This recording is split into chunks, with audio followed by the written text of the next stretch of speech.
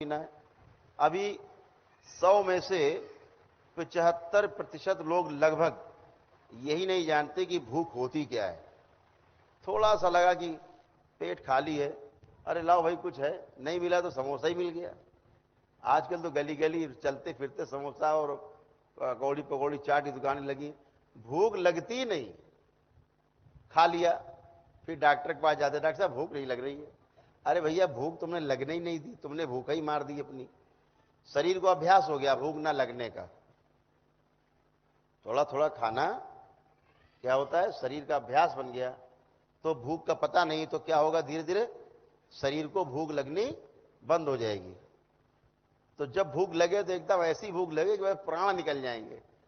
अगर उस समय आप खाना खाते हैं तो क्या होगा, शरीर भोजन को बहुत अच्छे से पचाएगा, बहुत अच्छे से पचाएगा। और जब अच्छे से पचाएगा तो शरीर में लगेगा भी और पेट भी साफ रहेगा। पेट साफ रहेगा तो सारा सिस्टम साफ रहेगा, आपका खून साफ रहेगा, सब साफ रहेगा।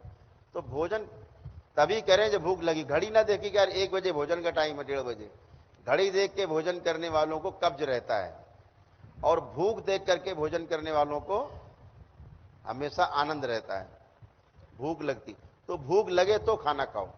ये नहीं कि अभी खा के उठे, किसी मित्र के यहाँ पहुंचे, उसने कहा चाय पी लो, आपने कहा नहीं नहीं, अरे पी ले यार 1 कप चाय, लाओ अच्छा।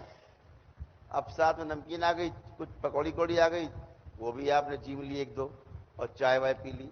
अब ये एक्सेस है। अब ये आपकी भूख में समस्या पैदा करेगा आगे, पक्का है।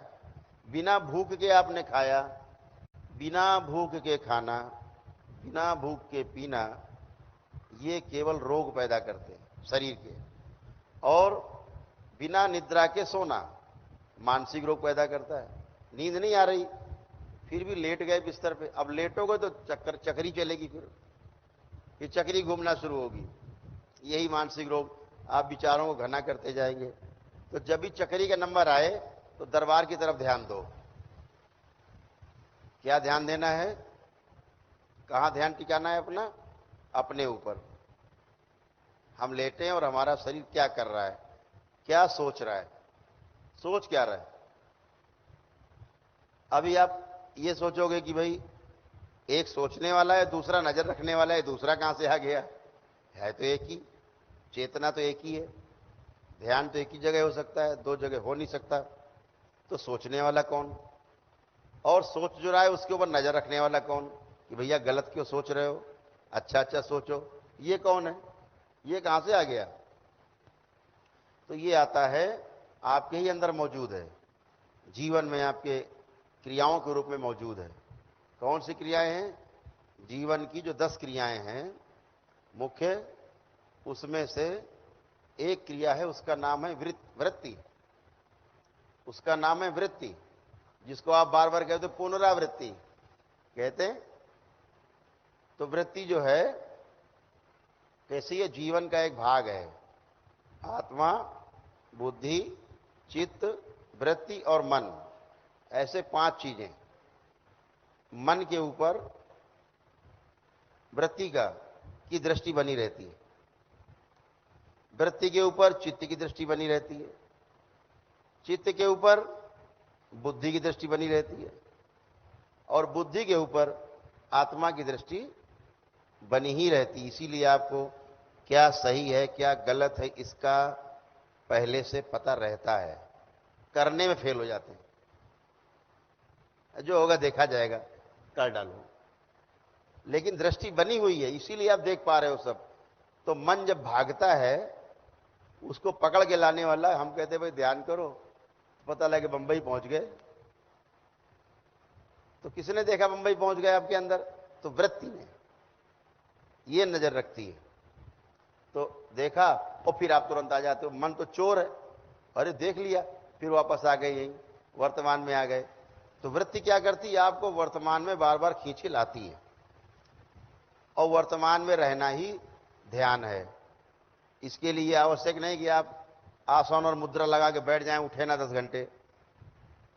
ध्यान है, वो ध्यान कर रहे हैं आप, लेकिन ध्यान पूर्वक हर काम करना, ये भी ध्यान है। जैसे आप ध्यान से सुन रहे हैं, ध्यान से आप सुन रहे हैं, यह भी ध्यान है। ध्यान से, ध्यान पूर्वक आप एक एक रोटी का टुकड़ा तोड़ करके और जो मिला करके खा रहे हैं, फिर स्वाद आ रहा है, कैसा आनंद आ रहा है, फिर खा लिया, फिर खाया, फिर तोड़ा, ऐसे ध्यान पूर्वक भोजन करना, ये भी ध्यान है। अभी बेहोशी में भोजन हो रहा है, ध्यान पूर्वक यात्रा करिए, ये भी ध्यान है। आप बैठे गाड़ी में, ध्यान रखिए कि आप वर्तमान में यात्रा कर रहे हैं, जो आसपास है उस पर ध्यान दिया जाए चलते फिरते, यही ध्यान है।